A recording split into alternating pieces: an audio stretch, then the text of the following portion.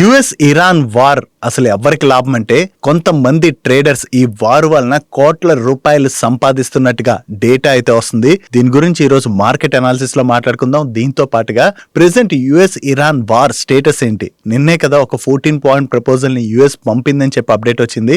దీని రిలేటెడ్ గా ఇరాన్ ఏం రెస్పాండ్ అయింది, ఇప్పుడు ఈ రెండు కంట్రీస్ డీల్ కి వచ్చేలాంటి అవకాశం ఏమైనా ఉన్నదా, వీటన్నిటి గురించి మార్కెట్ అనాలిసిస్ లో డీటెయిల్ గా మాట్లాడుకుందాం. దీంతో పాటుగా ఇప్పుడు ఇన్వెస్ట్ చేయడానికి ఆపర్చునిటీ ఉన్నటువంటి ఒక సెక్టర్ రిలేటెడ్ గా ఈ రోజు వీడియోలో మాట్లాడుకుందాం. అండ్ అంతేకాకుండా మన స్టాక్ ఆఫ్ ది డేలోని మంచి క్వాలిటీ స్టాక్ అట్రాక్టివ్ వాల్యుయేషన్ లో దొరుకుతున్నది, దాని గురించి కూడా డిస్కస్ చేసుకుందాం. దీంతో పాటు మార్కెట్ లో ఉన్న మరిన్ని ఇంపార్టెంట్ అప్డేట్స్ అండ్ రిజల్ట్స్ ని వన్ బై వన్ క్విక్ గా డిస్కస్ చేసేద్దాం. ముందుగా మార్కెట్ అప్డేట్ చూసినట్లయితే ఈ రోజు సెషన్ లో సెన్సెక్స్ 114 పాయింట్స్ కరెక్ట్ అయ్యి 77,844 పాయింట్స్ కి క్లోజ్ అయినట్లయితే నిఫ్టీ జస్ట్ 4 పాయింట్స్ కరెక్ట్ అయ్యి 24,326 పాయింట్స్ కి క్లోజ్ అయింది. అండ్ ఈ రోజు సెషన్ లో మిడ్ క్యాప్ ఇండెక్స్ 0.99% పెరిగినట్లయితే స్మాల్ క్యాప్ ఇండెక్స్ 1.07% పెరిగింది అండ్ బ్యాంక్ నిఫ్టీ 0.12% పెరిగింది. అండ్ ఈ రోజు మార్కెట్ రిలేటెడ్ గా మనం మాట్లాడుకోవాలంటే నిన్నే యుఎస్ ఇరాన్ కి 14 పాయింట్ ప్రపోజల్ అయితే పంపించినట్టుగా అప్డేట్ వచ్చింది కదా. యాక్చువల్లీ ఈ 14 పాయింట్ ప్రపోజల్ ఏదైతే ఉన్నదో దాన్ని ఇరాన్ అయితే రివ్యూ చేస్తున్నదని, నెక్స్ట్ 24 to 48 అవర్స్ లోని ఇరాన్ దీనికి రెస్పాండ్ అయ్యేటువంటి అవకాశం ఉన్నదని చెప్పి మీడియా ప్లాట్ఫామ్స్ అయితే రిపోర్ట్ చేస్తున్నాయి. ఈవెన్ ట్రంప్ కూడా ఎటువంటి స్టేట్మెంట్స్ ఇస్తున్నారంటే లాస్ట్ 24 అవర్స్ నుంచి ఇరాన్ తోని డిస్కషన్స్ చాలా పాజిటివ్ గా ముందుకు వెళ్తున్నాయని చెప్పి ఒక పక్క స్టేట్మెంట్ ఇస్తూనే వీళ్ళు ఇచ్చినటువంటి ప్రపోజల్ కి ఒకవేళ ఇరాన్ కనుక ఒప్పుకున్నట్లయితే స్ట్రైట్ ఆఫ్ హార్మోస్ దగ్గర ఉన్నటువంటి బ్లాకేజ్ ఏదైతే ఉన్నదో దాన్ని కంప్లీట్ గా తీసేస్తామని, అండ్ ఈ స్ట్రైట్ ఆఫ్ హార్మోస్ కంప్లీట్ అందరికీ ఓపెన్ అవుతుంది, ఇరాన్ కి కూడా ఓపెన్ అవుతుంది అండ్ చాలా పీస్ఫుల్ గా అన్ని ముందుకు వెళ్తాయి. కాకపోతే దీనికి ఇరాన్ ఒకవేళ ఒప్పుకోలేనట్లయితే మాత్రం ఇరాన్ పైన స్ట్రాంగ్ గా బాంబింగ్ అయితే చేస్తామని చెప్పి యుఎస్ ప్రెసిడెంట్ దగ్గర నుంచి చిన్న థ్రెట్ కూడా వస్తుంది. సో ఓవరాల్ గా దీనికి ఇరాన్ అంటే అంత భయపడిపోయి వెనక్కి తగ్గుతుందా అంటే అలా వెనక్కి తగ్గిన వాళ్ళు అయితే ఈ పాటికి ఎప్పుడు వాళ్ళు వెనక్కి తగ్గి ఉండేవారు. బట్ ఈయన దగ్గర నుంచి కామనే కదా, ఈయన ఒక రోజు ఒకలా మాట్లాడుతూ ఉంటారు కదా. బట్ స్టిల్ వీళ్ళు పంపించినటువంటి ప్రపోజల్ కి ఇప్పుడు ఇరాన్ ఒప్పుకుంటుందా లేదా అన్నదే మార్కెట్స్ కి చాలా ఇంపార్టెంట్. కొన్ని రకాలుగా అంటే వీళ్ళు పెట్టిన కొన్ని ప్రపోజల్స్ విషయంలోని ఇరాన్ ఇంకా అంటే ఒక క్లారిటీ రావట్లేదు. వీళ్ళైతే న్యూక్లియర్ వెపన్ తయారు చేయొద్దు అంటున్నారు, వాళ్ళైతే మేము దాన్ని కంప్లీట్ గా ఆపం అంటున్నారు. సో ఇది ఎటు వెళ్తుంది అన్నది మనం చూడాలి. బట్ ఈ రోజు ఆఫ్టర్నూన్ వస్తున్నటువంటి అప్డేట్ ప్రకారం చూసినట్లయితే రెండు కంట్రీస్ ఒక ఒప్పందానికి వచ్చేటువంటి అవకాశం ఉందని అండ్ గ్రాడ్యువల్ గా ఈ స్ట్రైట్ ఆఫ్ హార్మోస్ అయితే ఓపెన్ చేయొచ్చు అని చెప్పేసి మీడియా ప్లాట్ఫామ్స్ కూడా రిపోర్ట్ చేస్తున్నాయి. సో ఇప్పటికైతే ఈ ప్రీ స్టాక్స్ కొంత పాజిటివ్ గానే ముందుకు వెళ్తున్నట్టుగా అనిపిస్తుంది. బట్ ముందు కూడా ఇలాంటివి వచ్చినా కూడా ఆ టైంలో అయితే రెండు కంట్రీస్ మధ్యన కంప్లీట్ అగ్రిమెంట్ అవ్వలేదు. సో అట్లీస్ట్ ఈసారైనా ఈ ప్రీ స్టాక్స్ పాజిటివ్ గా ముందుకు వెళ్ళి రెండు కంట్రీస్ మధ్యన కంప్లీట్ గా ఒక డీల్ కనుక జరిగిందనుకోండి, మార్కెట్స్ రిలేటెడ్ గా అది బిగ్ పాజిటివ్ అవుతుంది. కాకపోతే ఈ డిస్కషన్స్ అన్ని కంప్లీట్ అవడానికి ఒక 1 month అయితే టైం పట్టేటువంటి అవకాశం ఉంది. సో ఈ 1 month లోపు ఒకళ్ళపైన ఒకళ్ళు అటాక్ చేసుకోకుండా కొంచెం పాజిటివ్ గా డిస్కషన్స్ అయితే ముందుకు వెళ్ళాలి. అలా ముందుకు వెళ్ళినట్లయితే అట్లీస్ట్ 1 month లోనైనా ఈ డీల్ ఫైనలైజ్ అయ్యేటువంటి అవకాశం ఉంది. దీని రిలేటెడ్ గా ఫర్దర్ గా ఏం అప్డేట్స్ వస్తాయన్నది మనం చూడాలి. సో ఈ వస్తున్నటువంటి అప్డేట్స్ తోనే మార్కెట్ అంటే ఒక రోజు పాజిటివ్ గా రియాక్ట్ అవుతుంది. ఈవెన్ ఈ రోజు కూడా ఒక టైంలో మార్కెట్ కొంత పాజిటివ్ గా రియాక్ట్ అయినా దాని తర్వాత మార్కెట్ లో కొంత సెల్లింగ్ ప్రెషర్ అయితే క్రియేట్ అయింది. డైలీ మార్కెట్ రిలేటెడ్ ఉండే ఇటువంటి ఇంపార్టెంట్ ఇన్ఫర్మేషన్ ని మీకు డీటెయిల్ గా షేర్ చేయడానికి మన టీం పెడుతున్నటువంటి ఎఫర్ట్స్ కనుక వీడియో చూస్తున్న ఏ పాయింట్ ఆఫ్ టైం అయినా మీకు హెల్ప్ఫుల్ అయినట్లయితే మన వీడియోని మర్చిపోకుండా లైక్ చేయడానికి ప్రయత్నించండి. నెక్స్ట్ ఈ వార్ రిలేటెడ్ గా అప్డేట్స్ ఏవైతే వస్తున్నాయో జనరల్లీ ఈ అప్డేట్ మార్కెట్ కి రిలీజ్ చేయకముందే ఇంటర్నల్ గా ఈ న్యూస్ అయితే కొంతమంది లీక్ చేస్తున్నారని, అలా లీక్ చేయడం వలన వాళ్ళకి ఆ న్యూస్ ముందే తెలుస్తుంది కదా. జనరలీ వార్ రిలేటెడ్ గా పాజిటివ్ న్యూస్ వస్తుంది అంటే యుఎస్ ఇరాన్ మధ్యన ఒక డీల్ అవ్వచ్చు అని చెప్పి ఒక న్యూస్ వస్తుంది అనుకుందాం మార్కెట్లోకి. సో ఆ న్యూస్ వచ్చినట్లయితే ఏమవుతుంది, ఒకసారి క్రూడ్ ప్రైసులు పడతాయి కదా. ఇన్ఫర్మేషన్ బయటికి లీక్ చేయకముందే ఇంటర్నల్ గా దీన్ని కొంతమంది పాస్ చేసుకోవడం ద్వారా ఈ ఇన్ఫర్మేషన్ బయటికి రాకముందే వాళ్ళు ఏం చేస్తున్నారంటే క్రూడ్ ఆయిల్ రిలేటెడ్ గా అంటే క్రూడ్ ఆయిల్ పడిపోద్దని చెప్పి క్రూడ్ ని అయితే షార్ట్ చేస్తున్నారు వాళ్ళు. సో అలా షార్ట్ బెట్స్ ఎవరైతే తీసుకుంటారో ఆ టైంలోని దాని తర్వాత ఒక హాఫ్ అన్ అవర్ ఎంతకో న్యూస్ బయటకి అయితే రిలీజ్ చేస్తున్నారు. అలా రిలీజ్ చేయగానే ఏమవుతుంది, క్రూడ్ ప్రైస్ పడుతుంది కదా. ఆ ప్రైస్ పడుతుందని ముందు ఎవరు ఎక్స్పెక్ట్ చేయరు, కానీ వీళ్ళకి ముందే తెలుసు కాబట్టి క్రూడ్ పడుతుందని వీళ్ళు బెట్లు వేయడం వల్ల ఆ న్యూస్ బయటకు వచ్చి క్రూడ్ పడగానే వీళ్ళు ఒక్కసారి కోట్లల్లో లాభపడుతున్నారని చెప్పేసి చాలా మీడియా ప్లాట్ఫామ్స్ రిపోర్ట్ చేస్తున్నాయి. నిన్న కూడా ఇలాగే జరిగింది. యాక్సియస్ వాళ్ళు యాక్చువల్లీ ఇరాన్ అండ్ యుఎస్ మధ్యన 14-point ప్రపోజల్ రిలేటెడ్గా న్యూస్ రిలీజ్ చేశారు కదా. ఆ న్యూస్ రాకముందే ఒక హాఫ్ అన్ అవర్ బిఫోర్ వీళ్ళు ఇంటర్నల్గా దీన్ని బయటకైతే లీక్ చేశారు కొంతమందికి. అలా లీక్ చేసిన దానికి వాళ్ళు క్రూడ్ రిలేటెడ్గా బెట్స్ అయితే తీసుకున్నారు, షార్ట్ పొజిషన్స్ తీసుకున్నారు. అలా తీసుకోవడం వల్ల కోట్లలో లాభపడ్డారని చెప్పి వేరియస్ మీడియా ప్లాట్ఫామ్స్ అయితే క్లెయిమ్ చేస్తున్నాయి. ఇది నిజమా కాదా అని ఇప్పటికీ తెలీదు. ఇంకా యాక్సియస్ వాళ్ళు కూడా దీని రిలేటెడ్గా రెస్పాండ్ అవ్వలేదు. సో కొంతమంది ఏం చెప్తున్నారంటే ట్రంప్కి చెందినటువంటి టీమే ఎటువంటివి అంటే ఇలాంటివి చేసి లాభపడుతున్నదని కొంతమంది అయితే చెప్తున్నారు. నిజంగా అలా చేశారా లేదా అన్నది చెప్పలేం. కానీ ప్రీవియస్గా కూడా క్రూడ్ రిలేటెడ్గా ఇలాగే ఒకసారి జరిగింది. అంటే ఈ వార్ రిలేటెడ్గా న్యూస్ బయటికి రాకముందే ఒక ప్రపోజల్ వస్తుంది అది ఇదని చెప్పి ముందే లీక్ అవడం వల్ల ఆ టైంలో కూడా క్రూడ్ పడచ్చు అని చెప్పి వాళ్ళు బెట్ చేసి లాభపడినట్లుగా బెట్స్ అయితే చేశారని చెప్పి డేటా కూడా బయటకు వచ్చింది. ఆ టైంలో మనం మాట్లాడుకున్నాం కూడా. మళ్ళీ నిన్న కూడా ఇటువంటిదే జరిగినట్టుగా అయితే అప్డేట్స్ వస్తున్నాయి. సో ఇలా ఇంటర్నల్గా లీక్ చేయడం ఇన్ఫర్మేషన్ ఎంతవరకు కరెక్ట్? సో ముందే ఇన్ఫర్మేషన్ లీక్ చేసి ఇలా లాభపడినట్లయితే రెగ్యులేటర్స్ ఏం చేస్తున్నారు? ఇవన్నీ కూడా ఒక క్వశ్చన్ మార్క్ కింద రైజ్ అవుతున్నాయి. సో దీని రిలేటెడ్గా అక్కడ ఉన్నటువంటి రెగ్యులేటర్స్ ఏమైనా యాక్షన్ తీసుకుంటారా లేదా అన్నది మనం చూడవలసి ఉన్నది. నెక్స్ట్ టీనా ఎఫెక్ట్. దీని గురించి ఎప్పుడైనా విన్నారా? ఈ టీనా ఎఫెక్ట్ అంటే ఆల్టర్నేట్ ఆప్షన్ అన్నది లేకపోవడం. ప్రెసెంట్ మన ఇండియాలోని ఒక సెక్టర్లోని ఇదే ఆప్షన్ కనబడుతుంది. దాని గురించి మనం ఇప్పుడు మాట్లాడుకుందాం. మన ఇండియాలో చూసినట్లయితే మిడిల్ క్లాస్లో ఎక్కువగా శాలరీడ్ పీపులే ఉంటారు కదా. ఈ శాలరీడ్ పీపుల్లో కూడా మంత్లీ యావరేజ్ శాలరీ ఎంత ఉంటుంది అనుకుంటున్నారు? మన ఇండియాలో ఎక్కువ మంది చూసినట్లయితే 50,000 నుంచి ₹1,00,000 సంపాదించేటువంటి వాళ్ళ సంఖ్య ఎక్కువగా ఉన్నది కదా. ఒకప్పుడు ఈ ₹1,00,000 సంపాదించేటువంటి వ్యక్తి హైదరాబాద్ లాంటి సిటీలో ఒక ఫ్లాట్ కొనుక్కోవాలంటే మినిమం ఒక 25 లక్షలలో పెడితే ఫ్లాట్ వచ్చేది కదా. కానీ ఇప్పుడు హైదరాబాద్ లాంటి సిటీలో ఒక ఫ్లాట్ కొనుక్కోవాలంటే ఫ్లాట్ కాస్ట్ ఎంత అయిపోయింది? ₹1,00,00,000 వరకు పెరిగిపోయి కదా. సో ₹1,00,00,000 ఫ్లాట్ని మనం కొనుక్కున్నట్లయితే లోన్ తీసుకుని మంత్లీ ఈఎంఐ ఎంత పడుతుంది? దగ్గరగా 75,000 నుంచి 85,000 రూపాయల వరకు పడుతుంది. నువ్వు ₹1,00,000 సంపాదించేటువంటి వ్యక్తి 75,000 or 85,000 మంత్లీ ఈఎంఐ పే చేయాలంటే అతని ఫ్యామిలీని రన్ చేయగలరా? చేయలేరు కదా. సో అప్పుడు ఈ మిడిల్ క్లాస్ పీపుల్ ఎక్కువగా ఎక్కడ మరి ఇన్వెస్ట్మెంట్స్ చేస్తున్నారు? అంటే రియల్ ఎస్టేట్ అన్నది చెప్పాలంటే చాలా కష్టమైపోతుంది కదా. మరి వీళ్ళ ఇన్వెస్ట్మెంట్స్ అన్ని ఎక్కడికి మూవ్ అవుతున్నాయంటే చాలా వరకు ఈ ఇన్వెస్ట్మెంట్స్ క్యాపిటల్ మార్కెట్స్ అంటే మన ఈక్విటీ మార్కెట్స్ ఉన్నాయి కదా, ఇటు సైడ్ అయితే మూవ్ అవుతున్నాయి. యాక్చువల్లీ మీకు అనిపించవచ్చు నిజంగా క్యాపిటల్ మార్కెట్ సైడ్ ఇంతలా ఇన్వెస్ట్మెంట్స్ మూవ్ అవుతున్నాయని. మీకు ఇక్కడ ఒక ఇమేజ్ చూపెడతాను చూడండి. లాస్ట్ 10 yearsలోని మన ఇండియాలోని డీమ్యాట్ అకౌంట్స్ ఎంతలా పెరిగాయి అన్నది. అండ్ లాస్ట్ 10 yearsలో డీమ్యాట్ అకౌంట్లు పెరగడమే కాదు, ఈవెన్ మంత్లీ ఎస్ఐపి ఫ్లోస్ కావచ్చు, మ్యూచువల్ ఫండ్స్లో కావచ్చు, ఫ్లోస్ ఎంతలా పెరిగాయి అన్నది ఈ ఇమేజ్లో కూడా చూడొచ్చు. సో ఇంతలా ఫ్లోస్ ఎక్కడి నుంచి వస్తున్నాయంటే ఎక్కువ మంది middle class people equity markets రిలేటెడ్గా అవగాహన పెంచుకుని ఈక్విటీ మార్కెట్స్లోని ఇన్వెస్ట్ చేస్తుండడం వల్ల ఈ రేంజ్లోని మన ఇండియాలోకి ఇన్ఫ్లోస్ అన్న వస్తున్నాయి. ఈవెన్ మన ఇండియాలోని ఎస్ఐపి బుక్ కూడా మీరు లాస్ట్ 10 yearsలో చూసారనుకోండి, చాలా మ్యాసివ్గా ఎస్ఐపి బుక్ అన్నది గ్రో అవుతుంది.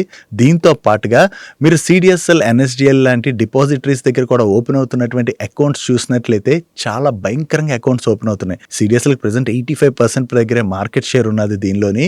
ఎస్పెషల్లీ కోవిడ్ టైం నుంచి మనం ఎక్కువగా చూసాం అనుకోండి, జెన్జీ కావచ్చు, ఉమెన్స్ కావచ్చు, ఇటువంటి ఇన్వెస్టర్స్ కూడా మార్కెట్లోకి ఎక్కువగా పెరుగుతుండడంతో ఈక్విటీ మార్కెట్స్లోకి ఫ్లోస్ అనేవి పెరుగుతున్నాయి. లాస్ట్ 1 to 2 yearsలో మన మార్కెట్ నెగిటివ్లోనే ఉన్నది కదా. ఈ మార్కెట్ ఫాల్లో కూడా మీరు ఎక్కువగా అబ్జర్వ్ చేశారనుకోండి, ఎఫ్ఐఎస్ మన మార్కెట్లోని కంటిన్యూస్గా సెల్ చేస్తున్న డిఐఎస్ దగ్గర నుంచి కంటిన్యూస్గా మన మార్కెట్లోకి ఇన్ఫ్లోస్ అన్న వస్తున్నాయి. డిఐఎస్ దగ్గర నుంచి ఇన్ఫ్లోస్ ఎక్కడి నుంచి వస్తున్నాయి? మెయిన్లీ రీటైల్ మనీ ఎక్కువగా మనకి ఈక్విటీస్లో ఇన్వెస్ట్ చేస్తుండడం వల్ల డిఐఎస్ దగ్గర నుంచి కంటిన్యూస్గా ఇన్ఫ్లోస్ అన్నవి పెరుగుతున్నాయి. ఇంకా స్టిల్ ఇంతలా ఇన్ఫ్లోస్ పెరిగిన తర్వాత కూడా మేజర్ ఎకానమీస్ లైక్ యుఎస్ కావచ్చు, చైనా కావచ్చు, ఇటువంటి ఎకానమీస్తో కంపేర్ చేసినా కూడా మన ఇండియాలోని ఈ ఈక్విటీస్ లైక్ క్యాపిటల్ మార్కెట్స్ లోకి వస్తున్నటువంటి ఇన్ఫ్లోస్ ఇంకా తక్కువగానే ఉన్నాయి. అంటే ఇంకా ఈ క్యాపిటల్ మార్కెట్స్ లోకి రీటైల్ మనీ చాలా ఎక్కువగా ఫ్యూచర్ లో వచ్చేటువంటి అవకాశం అయితే ఉండడంతో డెఫినెట్ గా ఈ క్యాపిటల్ మార్కెట్స్ లోని ఆపరేట్ చేసేటువంటి ప్రతి ఒక్క కంపెనీకి కూడా దీనివల్ల మ్యాసివ్ ఆపర్చునిటీ క్రియేట్ అవబోతుంది. క్యాపిటల్ మార్కెట్ కంపెనీస్ అంటే ఎవరికైతే అర్థం కాదు, సింపుల్ గా చెప్పాలంటే మన ఎక్స్చేంజెస్ లైక్ బిఎస్సి, ఎన్ఎస్సి ఉన్నాయి. ఎక్కువ మంది ఈక్విటీ ఇన్వెస్టర్స్ మనకి వచ్చి ఇన్వెస్ట్ చేస్తున్నారు అనుకోండి, స్టాక్స్ కొనడం, అమ్మడం, ఇటువంటివన్నీ చేస్తున్నారు అనుకోండి, ఎక్స్చేంజెస్ లోనే కదా ఇదంతా జరుగుతుంది. దానివల్ల ఎక్స్చేంజెస్ కి మనీ వస్తుంది కాబట్టి బిఎస్సి ఎన్ఎస్సి లాంటి ఎక్స్చేంజెస్ లాభపడతాయి. దీంతో పాటుగా ఎక్కువ మంది డీమ్యాట్ అకౌంట్స్ ఓపెన్ చేస్తున్నారు అనుకోండి, ఆ డీమ్యాట్ అకౌంట్ కి డిపాజిటరీస్ ఎవరు? CDSL, NSDL. సో దానివల్ల సిడిఎస్ఎల్, ఎన్ఎస్డిఎల్ కి లాభం వస్తుంది. దీంతో పాటుగా మ్యూచువల్ ఫండ్స్ లోకి ఎక్కువగా ఇన్వెస్ట్మెంట్స్ వెళ్తున్నాయి అనుకోండి, దానివల్ల ఏవి లాభపడతాయి? మ్యూచువల్ ఫండ్ కంపెనీస్ లాభపడతాయి కదా. దట్టు ఈ కంపెనీస్ అన్ని కూడా మనం అబ్జర్వ్ చేసాం అనుకోండి, వీటన్నిటిది కూడా అసెట్ లైట్ బిజినెస్ మోడల్ కాబట్టి వీళ్ళు ఫ్యూచర్లోని చాలా స్ట్రాంగ్గా గ్రో అయ్యేటువంటి అవకాశం ఉన్నది. ఈ క్యాపిటల్ మార్కెట్ కంపెనీస్లో మనం ఎప్పుడు ఇన్వెస్ట్ చేయాలి? సింపుల్, పీక్ బుల్ మార్కెట్ ఎప్పుడైతే ఉంటుందో పీక్ బుల్ మార్కెట్లోని జనరలీ మనం ఇటువంటి కంపెనీస్లోని ప్రాఫిట్స్ అనేవి బుక్ చేసుకోవాలి. మరి ఎప్పుడు ఈ స్టాక్స్లో ఇన్వెస్ట్ చేయాలంటే పీక్ బేర్ మార్కెట్ ఉంటుంది కదా, ఈ బేర్ మార్కెట్ టైంలో ఈ కంపెనీస్ పైన ఇంపాక్ట్ ఎక్కువగా ఉంటుంది కాబట్టి ఈ స్టాక్స్ అన్ని బాగా కరెక్ట్ అవుతాయి. దానివల్ల మనకి బెటర్ వాల్యుయేషన్స్కి ఈ స్టాక్స్ అనేవి దొరుకుతాయి. లాస్ట్ 2 years నుంచి మన ఇండియాలో సినారియో చూసినట్లయితే కంటిన్యూస్గా బేర్ మార్కెట్ మనం చూస్తూ వస్తున్నాం కదా. దీంతో ఈ స్టాక్స్లోని చాలా స్టాక్స్ బాగా కరెక్ట్ అయ్యి ప్రెసెంట్ బెటర్ వాల్యుయేషన్స్లో దొరుకుతున్నాయి. సో అందుకని క్యాపిటల్ మార్కెట్ కంపెనీస్ ని కనుక మనం పిక్ చేయాలంటే ఇదే రైట్ టైం పిక్ చేయడానికి. చాలా మందికి ఇక్కడ ఒక డౌట్ ఉండొచ్చు, ఇండివిజువల్ కంపెనీ రిలేటెడ్ గా వర్క్ చేసి ఇన్వెస్ట్ చేయాలంటే ఆ కంపెనీలో ఉన్నటువంటి రిస్క్ ఏంటి, ఆపర్చునిటీ ఏంటి, వీటన్నిటి గురించి మనం స్టడీ చేయలేం కదా, మరి మేము ఎలా ఇన్వెస్ట్ చేయాలని.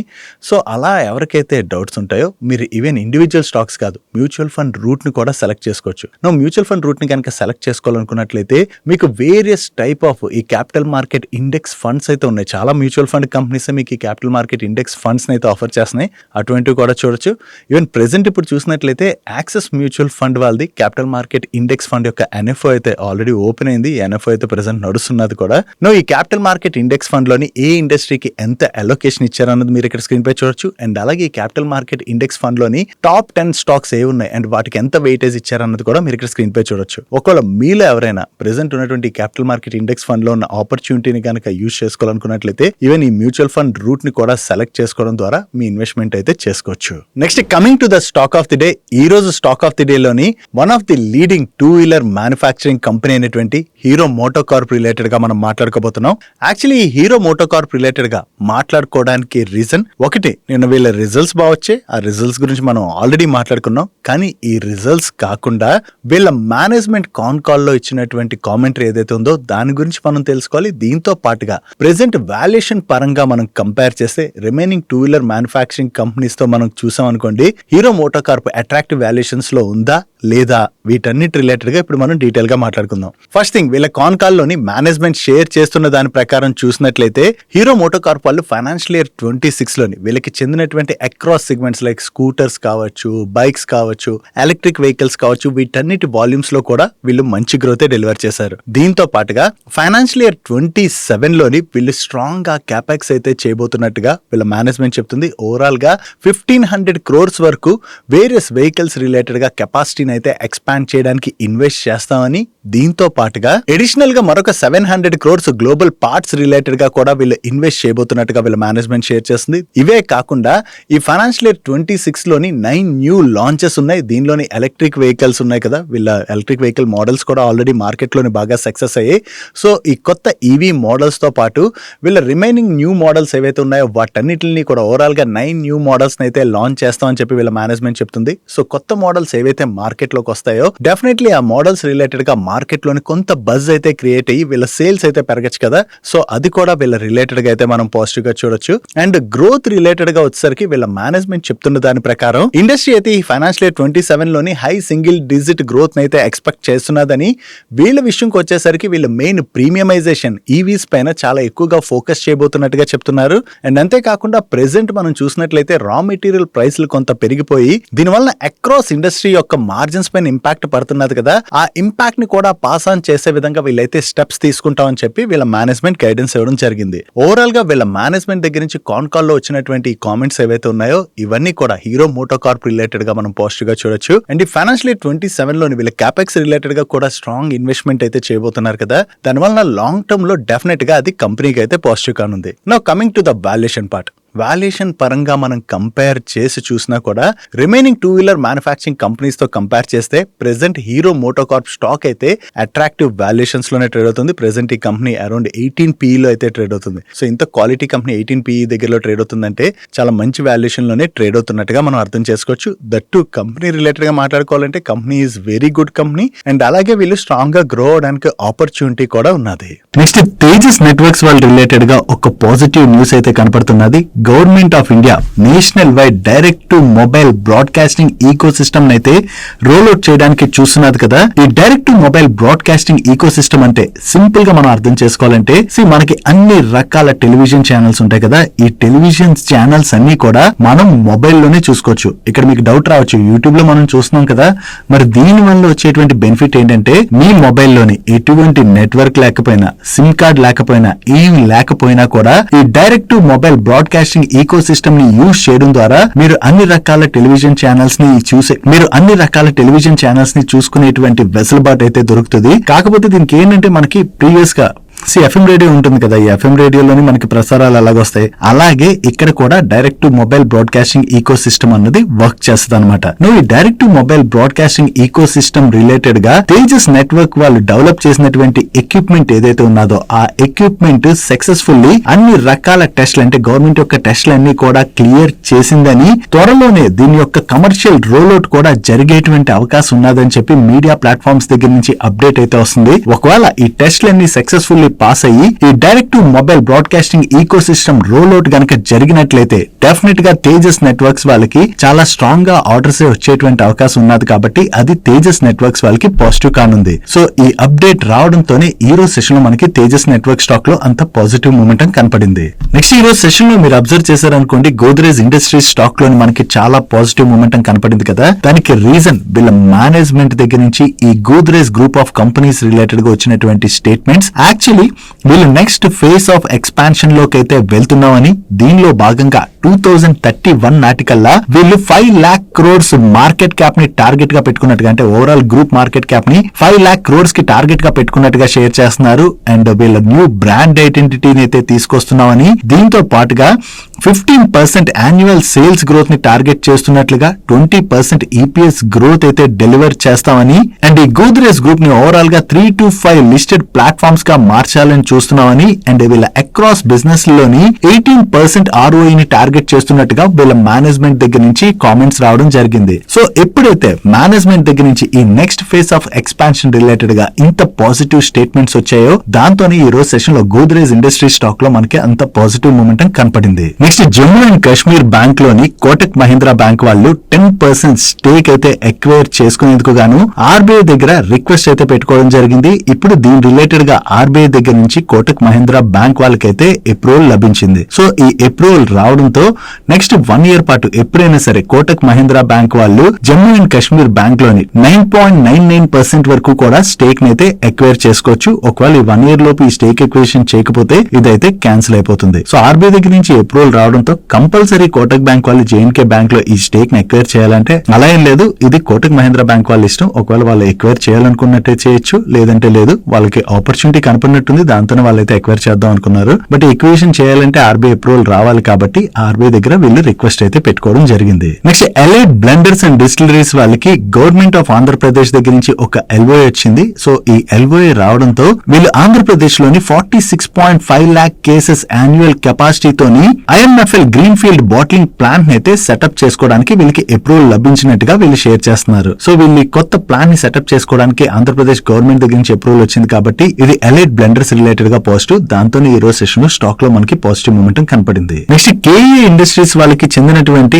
ఆఫీసెస్ అండ్ ప్లాంట్స్ లోని ఇన్కమ్ ట్యాక్స్ డిపార్ట్మెంట్ వాళ్ళు 7th May రోజు, అంటే ఈ రోజు సెర్చ్ ఆపరేషన్స్ కండక్ట్ చేస్తున్నట్టుగా వీళ్ళు ఎక్స్చేంజెస్ కి అప్డేట్ చేస్తున్నారు. వీళ్ళు అఫీషియల్స్ కి ఫుల్ గా కోఆపరేట్ చేసి కంప్లీట్ ఇన్ఫర్మేషన్ అయితే ప్రొవైడ్ చేస్తున్నట్టుగా వీళ్ళు ఎక్స్చేంజెస్ కి అప్డేట్ చేయడం జరిగింది. బట్ వీళ్ళపైన ఈ సెర్చ్ ఆపరేషన్స్ ఎందుకు కండక్ట్ చేశారు, దీనిలో వీళ్ళు ఏవైనా ఇన్కమ్ ట్యాక్స్ రిలేటెడ్ గా తప్పులు చేశారా లేదా అన్నది చూడవలసి ఉంది. ఒకవేళ వీళ్ళు ఏ తప్పు చేయలేనట్టుగా బయటపడినట్లయితే ఓకే, వీళ్ళు ఏదైనా తప్పు చేసినట్టుగా బయటపడితే వీళ్ళకి ఇన్కమ్ ట్యాక్స్ డిపార్ట్మెంట్ వాళ్ళు పెనాల్టీలు విధించే అవకాశం ఉన్నది. నెక్స్ట్ L&T వాళ్ళు వాళ్ళ బిల్డింగ్స్ అండ్ ఫ్యాక్టరీస్ బిజినెస్ లోని లార్జ్ ఆర్డర్స్ ని విన్ అయినట్టుగా ఎక్స్చేంజెస్ కి అప్డేట్ చేస్తున్నారు. వీళ్ళకి ఆర్డర్స్ ఎక్కడి నుంచి వచ్చాయన్నది మీరు ఇక్కడ స్క్రీన్ పై చూడొచ్చు. వీటిని లార్జ్ ఆర్డర్స్ అంటున్నారంటే ఈ orders value 2500 crores to 5000 crores in between ఉంటాయి. నెక్స్ట్ HFCL మేనేజ్మెంట్ ఈ రోజు మీడియాతో మాట్లాడుతూ ఈ HFCL వాళ్ళు ప్రెసెంట్ జియో పొలిటికల్ టెన్షన్స్ భయంకరంగా పెరిగిపోతున్నాయి కదా, ఎక్కడ చూసినా కూడా ఏవో ఒక 2 కంట్రీస్ మధ్యన వార్స్ అయితే జరుగుతూనే ఉన్నాయి. సో దీనివల్ల ఏం జరుగుతుందంటే ప్రతి ఒక్క కంట్రీ కూడా వాళ్ళ డిఫెన్స్ స్పెండింగ్ అనేది బాగా పెంచుతున్నది. కాబట్టి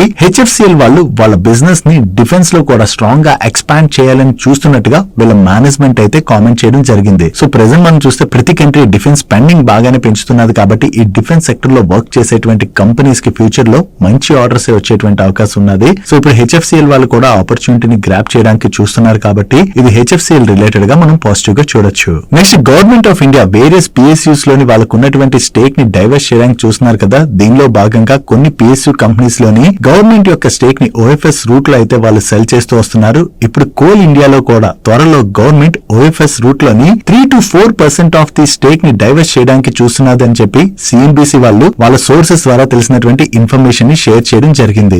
ఈ OFS జనరల్లీ మార్కెట్ లో ట్రేడ్ అవుతున్నటువంటి ప్రైస్ కన్నా కూడా తక్కువ ప్రైస్ లో జరుగుతుంది. కాబట్టి OFS టైమ్ లో స్టాక్ లో మనం ప్రెజర్ చూస్తాం. సో దీంతోనే అంటే OFS రిలేటెడ్ గా న్యూస్ రావడంతోనే ఈ రోజు సెషన్ లో కోల్ ఇండియా స్టాక్ లో కొంత ప్రెషర్ కనపడింది. నెక్స్ట్ లెన్స్కార్ట్ లోని ప్రీ IPO షేర్ హోల్డర్ ఎవరైతే ఉన్నారో వాళ్ళు త్వరలో బ్లాక్ డీల్స్ లోని వాళ్ళ స్టేక్ ని కొంత పార్ట్ సెల్ చేయడానికి చూస్తున్నట్టుగా మీడియా ప్లాట్ఫామ్స్ అయితే రిపోర్ట్ చేస్తున్నాయి. దగ్గరగా 5% ఆఫ్ ది డీల్ అయితే జరిగేటువంటి అవకాశం ఉన్నదని చెప్పి వీళ్ళు ఎక్స్పెక్ట్ చేస్తున్నారు. సో లెన్స్కార్ట్ లోని ఈ బ్లాక్ డీల్ లో స్టేక్ సేల్ చేసేటువంటి అవకాశం ఉన్నదని చెప్పి న్యూస్ రావడంతో ఈ రోజు సెషన్ లో లెన్స్కార్ట్ స్టాక్ లో మనకి ప్రెషర్ కనపడింది. నెక్స్ట్ ఈ రోజు సెషన్ లో కార్పొరేట్ టెక్ వాళ్ళ నెంబర్స్ వచ్చే వీళ్ళ నెంబర్స్ ఎలా ఉన్నాయో చూద్దాం. ఇయర్ ఆన్ ఇయర్ లో వీళ్ళ రెవెన్యూస్ లో 20% గ్రోత్ డెలివర్ చేసినట్లయితే ఎబిటా లో 55% గ్రోత్ డెలివర్ చేశారు అండ్ ప్యాట్ లో 54% గ్రోత్ డెలివర్ చేయడం జరిగింది. And last year same quarter తో కంపేర్ చేస్తే ఈ క్వార్టర్ లో వీళ్ళ ఎబిటా మార్జిన్స్ లో కూడా మంచి ఇంప్రూవ్మెంట్ కనిపిస్తుంది. బట్ ప్రీవియస్ క్వార్టర్ తో కంపేర్ చేస్తే మాత్రం ఈ క్వార్టర్ లో వీళ్ళ ఆపరేటింగ్ రెవెన్యూ లో స్లైట్ గా డ్రాప్ కనిపిస్తుంది అండ్ ఎబిటా కూడా స్లైట్ గా తగ్గింది. బట్ ఈ క్వార్టర్ లో వీళ్ళ ట్యాక్స్ ఎక్స్పెన్సెస్ తగ్గడం వల్ల ప్రీవియస్ క్వార్టర్ తో కంపేర్ చేస్తే ఈ క్వార్టర్ లో ప్యాట్ లో అయితే వీళ్ళు డీసెంట్ గ్రోత్ డెలివర్ చేశారు. Coming to segment wise performance వీళ్ళ కన్స్యూమర్ బిజినెస్ రెవెన్యూస్ లోని లాస్ట్ ఇయర్ సేమ్ క్వార్టర్ తో కంపేర్ చేస్తే ఈ క్వార్టర్ లో మంచి గ్రోత్ డెలివర్ చేశారు. ఈవెన్ రీమార్కెటింగ్ సెగ్మెంట్ రెవెన్యూస్ లో కూడా మంచి ఇంప్రూవ్మెంట్ కనిపిస్తుంది అండ్ వీళ్ళ OLX బిజినెస్ రెవెన్యూస్ లో కూడా మంచి గ్రోత్ డెలివర్ చేశారు. అండ్ ఈ 3 సెగ్మెంట్స్ యొక్క ప్రాఫిట్స్ లో కూడా ఇయర్ ఆన్ ఇయర్ లో ఈ క్వార్టర్ లో వీళ్ళు మంచి గ్రోత్ డెలివర్ చేయడం జరిగింది. ఓవరాల్ గా కార్ట్రేడ్ వాళ్ళ నెంబర్స్ బాగుండడంతో ఈ రోజు సెషన్ లో స్టాక్ అయితే పాజిటివ్ గా రియాక్ట్ అయింది. నెక్స్ట్ భారత్ ఫోర్జ్ వాళ్ళ నెంబర్స్ వచ్చే వీళ్ళ నెంబర్స్ ఎలా ఉన్నాయో చూద్దాం. లాస్ట్ ఇయర్ సేమ్ క్వార్టర్ తో కంపేర్ చేసిన ప్రీవియస్ క్వార్టర్ తో కంపేర్ చేసిన ఈ క్వార్టర్ లో వీళ్ళ ఆపరేటింగ్ రెవెన్యూ లో మంచి గ్రోత్ డెలివర్ చేశారు and last year same quarter లోని వీళ్ళు 282 crores ప్యాట్ జనరేట్ చేసినట్లయితే ప్రీవియస్ క్వార్టర్ లో 272 crores ప్యాట్ జనరేట్ చేశారు అండ్ ఈ క్వార్టర్ లో వీళ్ళు 233 crores ప్యాట్ జనరేట్ చేయడం జరిగింది. యాక్చువల్లీ ఈ క్వార్టర్ లో రెవెన్యూస్ లో మంచి గ్రోత్ డెలివర్ చేసిన ప్యాట్ తగ్గడానికి రీజన్ ఈ క్వార్టర్ లో మీరు అబ్జర్వ్ చేసినట్లయితే వీళ్ళకి 98 crores ఎక్సెప్షనల్ లాస్ అయితే వచ్చింది. ఈ ఎక్సెప్షనల్ లాస్ రావడం వల్లనే మనకి ఈ క్వార్టర్ ప్రాఫిట్ లో డ్రాప్ కనిపిస్తుంది. అదే profit before exceptional item and tax number మనం కంపేర్ చేస్తే లాస్ట్ ఇయర్ సేమ్ క్వార్టర్ తో కంపేర్ చేసిన ప్రీవియస్ క్వార్టర్ తో కంపేర్ చేసిన ఈ క్వార్టర్ ప్రాఫిట్ లో వీళ్ళు మంచి గ్రోత్ డెలివర్ చేశారు. అండ్ ఈ రిజల్ట్స్ తో పాటు వీళ్ళ మేనేజ్మెంట్ అయితే మాట్లాడుతూ ఫైనాన్షియల్ ఇయర్ 27 లోని వీళ్ళు 25% రెవెన్యూ గ్రోత్ డెలివర్ చేయొచ్చని అండ్ హైయర్ ప్రాఫిటబిలిటీ అయితే జనరేట్ చేస్తామని చెప్పి గైడెన్స్ ఇవ్వడం జరిగింది. దో మార్కెట్ అయితే వీళ్ళు ఇంకా బెటర్ గైడెన్స్ ఇవ్వచ్చని ఎక్స్పెక్ట్ చేసింది, కానీ మార్కెట్ ఎక్స్పెక్ట్ చేసిన దానికన్నా కొంత తక్కువ గైడెన్స్ ఇచ్చినా ప్రెసెంట్ ఉన్నటువంటి సినారియోలో వీళ్ళ మేనేజ్మెంట్ అయితే మంచి గ్రోత్ గైడెన్స్ ఇచ్చినట్టుగా మనం అర్థం చేసుకోవచ్చు. నెక్స్ట్ ఎస్కార్ట్స్ కుబోతా వాళ్ళ నెంబర్స్ కూడా వచ్చి వీళ్ళ నెంబర్స్ ఎలా ఉన్నాయో చూద్దాం. లాస్ట్ ఇయర్ సేమ్ క్వార్టర్ తో కంపేర్ చేస్తే ఈ క్వార్టర్ లో వీళ్ళ రెవెన్యూస్ లో 21% పైన గ్రోత్ డెలివర్ చేసినట్లయితే ఎబిటాలో 32% పైన గ్రోత్ డెలివర్ చేశారు అండ్ ఎబిటా మార్జిన్స్ లో కూడా మనకి 106 basis points ఇంప్రూవ్మెంట్ కనిపిస్తుంది. Coming to Pat year on year లో వీళ్ళ ప్యాట్ లో 18% గ్రోత్ డెలివర్ చేశారు. బట్ సీక్వెన్షియల్ బేసిస్ లో మాత్రం మనం కంపేర్ చేస్తే వీళ్ళ ఓవరాల్ నెంబర్స్ లో డ్రాప్ కనిపిస్తుంది కదా. ఈ నెంబర్స్ తగ్గడానికి రీజన్ ఏంటంటే ఈ ఫైనాన్షియల్ ఇయర్ అనే కాదు, ప్రతి ఫైనాన్షియల్ ఇయర్ లో కూడా డిసెంబర్ క్వార్టర్ తో కంపేర్ చేస్తే మనకి మార్చ్ క్వార్టర్ నెంబర్స్ లో వీళ్ళవి డ్రాప్ అయితే కనపడుతున్నాయి. సో వీళ్ళపైన ఈ సీజనల్ ఇంపాక్ట్ ఉన్నది కాబట్టి డిసెంబర్ క్వార్టర్ నెంబర్స్ ని మార్చ్ క్వార్టర్ తో కంపేర్ చేసి చూడకూడదు. ఇయర్ ఆన్ ఇయర్ లో వీళ్ళ నెంబర్స్ కంపేర్ చేసినట్లయితే వీళ్ళు డీసెంట్ గ్రోత్ డెలివర్ చేసినట్టుగా మనం అర్థం చేసుకోవచ్చు. నెక్స్ట్ యాప్కోటెక్స్ ఇండస్ట్రీస్ వాళ్ళ నెంబర్స్ వచ్చే వీళ్ళ నెంబర్స్ ఎలా ఉన్నాయో చూద్దాం. వీళ్ళ ఆపరేటింగ్ రెవెన్యూస్ లోని ఇయర్ ఆన్ ఇయర్ లో 13.8% గ్రోత్ డెలివర్ చేసినట్లయితే సీక్వెన్షియల్ బేసిస్ లో 19.9% గ్రోత్ డెలివర్ చేశారు. అండ్ ఎబిటాలో కూడా ఇయర్ ఆన్ ఇయర్ లో చూసిన సీక్వెన్షియల్ బేసిస్ లో చూసిన మంచి గ్రోత్ డెలివర్ చేయడం జరిగింది. ఈ క్వార్టర్ మార్జిన్స్ లో కూడా వీళ్ళు మంచి ఇంప్రూవ్మెంట్ డెలివర్ చేశారు. Coming to Pat, year on year లో వీళ్ళ ప్యాట్ లో 106% పైన గ్రోత్ డెలివర్ చేసినట్లయితే సీక్వెన్షియల్ బేసిస్ లో 56% పైన గ్రోత్ డెలివర్ చేశారు. ఓవరాల్ గా ఈ క్వార్టర్ లో వీళ్ళ నెంబర్స్ బాగుండడంతో ఈ రోజు సెషన్ లో ఈ స్టాక్ లో చాలా పాజిటివ్ మూమెంటం కనపడింది. నెక్స్ట్ హౌసింగ్ ఫైనాన్స్ కంపెనీ అయినటువంటి యాప్టస్ వాల్యూ హౌసింగ్ ఫైనాన్స్ వాళ్ళ నెంబర్స్ వచ్చాయి. వీళ్ళ నెంబర్స్ ఎలా ఉన్నాయో చూద్దాం. వీళ్ళ ఏఎం లో ఇయర్ ఆన్ ఇయర్ లో 21% గ్రోత్ డెలివర్ చేసినట్లయితే సీక్వెన్షియల్ బేసిస్ లో 6% గ్రోత్ డెలివర్ చేశారు. అండ్ వీళ్ళ డిస్ట్రిబ్యూషన్ లో కూడా ఇయర్ ఆన్ ఇయర్ లో చూసిన సీక్వెన్షియల్ బేసిస్ లో చూసిన మంచి ఇంప్రూవ్మెంట్ కనిపిస్తుంది. అండ్ డిస్బర్స్మెంట్స్ లో ఇయర్ ఆన్ ఇయర్ లో 17% గ్రోత్ డెలివర్ చేసినట్లయితే సీక్వెన్షియల్ బేసిస్ లో 21% గ్రోత్ డెలివర్ చేశారు. Coming to Pat, last year same quarter తో కంపేర్ చేస్తే ఈ క్వార్టర్ లో వీళ్ళ ప్యాట్ లో 26% గ్రోత్ డెలివర్ చేసినట్లయితే సీక్వెన్షియల్ బేసిస్ లో 11% గ్రోత్ డెలివర్ చేయడం జరిగింది. అండ్ వీళ్ళ గ్రాస్ ఎన్పిఏ నెంబర్ లోని లాస్ట్ ఇయర్ సేమ్ క్వార్టర్ తో కంపేర్ చేస్తే ఈ క్వార్టర్ లో 33 బేసిస్ పాయింట్స్ అయితే పెరిగింది, కానీ సీక్వెన్షియల్ బేసిస్ లో మాత్రం వీళ్ళ గ్రాస్ ఎన్పిఏ తగ్గింది. అండ్ నెట్ ఎన్పిఏ లో కూడా సిమిలర్ సినారియోని చూడొచ్చు. ఓవరాల్ గా చూసుకుంటే ఈ క్వార్టర్ లోని వీళ్ళ నెంబర్స్ అయితే బాగున్నాయి. లాస్ట్ ఇయర్ సేమ్ క్వార్టర్ తో కంపేర్ చేస్తే ఈ క్వార్టర్ లో వీళ్ళ ఆపరేటింగ్ రెవెన్యూలో చాలా మంచి గ్రోత్ డెలివర్ చేశారు. అండ్ సీక్వెన్షియల్ బేసిస్ లో కంపేర్ చేస్తే మాత్రం స్లైట్ గా గ్రోత్ డెలివర్ చేయడం జరిగింది. And last year same quarter లోని వీళ్ళు 1391 crores లాస్ జనరేట్ చేసినట్లయితే ప్రీవియస్ క్వార్టర్ లోని వీళ్ళు 490 crores లాస్ జనరేట్ చేశారు. అండ్ ఈ క్వార్టర్ కి వీళ్ళ లాస్ 166 crores కి తగ్గింది, విచ్ ఇస్ గుడ్. ఓవరాల్ గా ఈ క్వార్టర్ లో మీషో వాళ్ళ నెంబర్స్ అయితే డీసెంట్ గానే ఉన్నాయి. నెక్స్ట్ కమింగ్ టు ఈ ముద్ర నెంబర్స్, ఈ క్వార్టర్ లో వీళ్ళ నెంబర్స్ కూడా బాగున్నాయి. వీళ్ళ టోటల్ ఇన్కమ్ లో ఇయర్ ఆన్ ఇయర్ లో 31% గ్రోత్ డెలివర్ చేసినట్లయితే ఎబిటాలో 25.5% గ్రోత్ డెలివర్ చేశారు. అండ్ ప్యాట్ లో 21% పైన గ్రోత్ డెలివర్ చేయడం జరిగింది. అండ్ ప్రీవియస్ క్వార్టర్ తో కంపేర్ చేసిన ఈ క్వార్టర్ లో వీళ్ళ టోటల్ ఇన్కమ్ లోను ఎబిటాలోను అండ్ ప్యాట్ లోను డీసెంట్ గ్రోత్ డెలివర్ చేశారు. బట్ ఈ క్వార్టర్ మార్జిన్స్ లో మాత్రం స్లైట్ గా డ్రాప్ కనిపిస్తుంది. ఓవరాల్ గా ఈ క్వార్టర్ లో ఈ ముద్ర వాళ్ళ నెంబర్స్ అయితే బాగున్నాయి. నెక్స్ట్ పేటిఎం వాళ్ళ నెంబర్స్ వచ్చే వీళ్ళ నెంబర్స్ ఎలా ఉన్నాయి చూద్దాం. లాస్ట్ ఇయర్ సేమ్ క్వార్టర్ తో కంపేర్ చేసిన ప్రీవియస్ క్వార్టర్ తో కంపేర్ చేసిన ఈ క్వార్టర్ లోని వీళ్ళ టోటల్ ఇన్కమ్ లో డీసెంట్ గ్రోత్ డెలివర్ చేశారు. And last year same quarter లో వీళ్ళు 545 crores లాస్ జనరేట్ చేసినట్లయితే ప్రీవియస్ క్వార్టర్ లో 225 crores ప్యాట్ జనరేట్ చేశారు. అండ్ ఈ క్వార్టర్ లోని 183 crores ప్యాట్ జనరేట్ చేయడం జరిగింది. ఈ క్వార్టర్ లో వీళ్ళ ఎక్స్పెన్సెస్ కొంత పెరగడంతో సీక్వెన్షియల్ బేసిస్ లో ప్యాట్ తగ్గింది, కానీ ఓవరాల్ గా చూసుకుంటే మార్కెట్ ఎక్స్పెక్ట్ చేసిన దానికన్నా కూడా పేటిఎం వాళ్ళు ఈ క్వార్టర్ లోని మంచి గ్రోత్ డెలివర్ చేయడం జరిగింది. That's it for today's daily మంచి. ఈ రోజు డైలీ మంచిలో మేము షేర్ చేసిన ఇన్ఫర్మేషన్ మీకు హెల్ప్ఫుల్ అయినట్లయితే మన వీడియోని లైక్ చేస్తూ ఛానల్ సబ్స్క్రైబ్ చేసుకోవడం మర్చిపోకండి. నేను చంద్రశేఖర్ పత్రి మరొక ఇంట్రెస్టింగ్ వీడియోతో కలుద్దాం. Good night.